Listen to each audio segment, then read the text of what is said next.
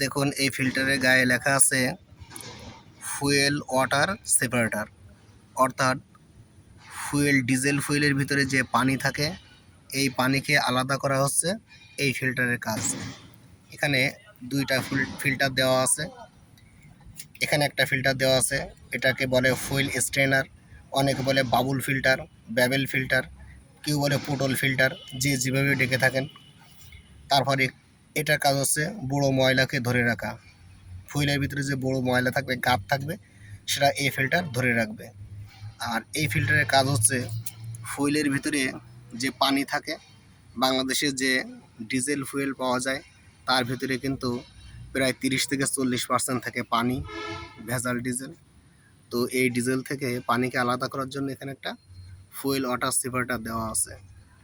তো যখন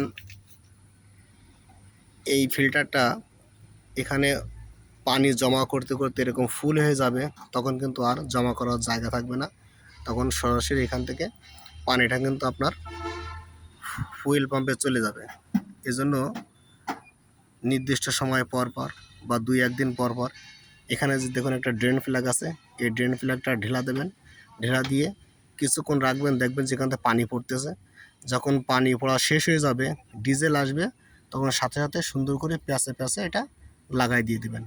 আর প্যাচে লাগানো যাবে না বা তির্যক প্যাচে লাগানো যাবে না, তাহলে কিন্তু এখান থেকে ফোঁটা ফোঁটা ফুয়েল পড়বে, সুন্দরভাবে লাগিয়ে দিতে হবে।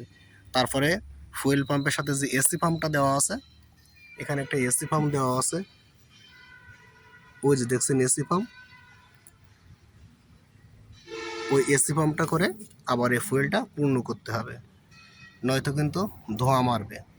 সুন্দরভাবে এসি পাম্প করে এখানে ফুয়েলটা পূর্ণ করে দেবেন। ফুয়েলটা পূর্ণ হয়েছে আপনি কীভাবে বুঝবেন? এসি পাম্প করার পরে যখন এসি পাম্প করবেন তখন প্রথম দেখবেন যে এসি পাম্পটা অনেক ঢেলা ঢেলা লাগছে।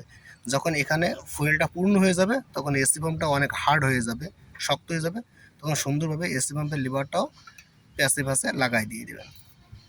তো ভালো থাকবেন সবাই, আল্লাহ হাফিজ।